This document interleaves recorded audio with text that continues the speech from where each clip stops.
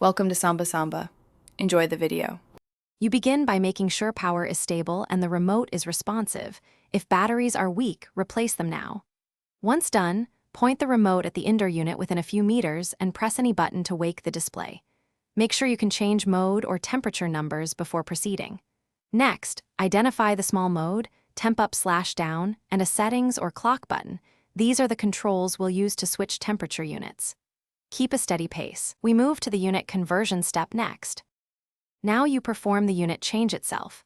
Press and hold the mode or settings button for 3 to 5 seconds until the display blinks or a menu appears. Then, use the temp up or temp down buttons to cycle between degrees F and degrees C. Watch the temperature digits for the degree symbol change. Once you see degrees C, press mode or settings once to confirm.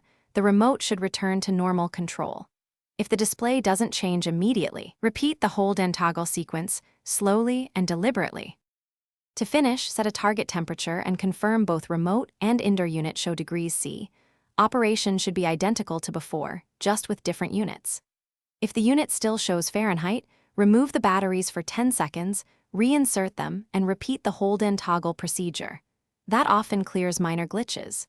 If problems persist, perform the remote's master reset, then reprogram any timers. Make sure to repair if required. One key troubleshooting tip: dust or weak signal can block.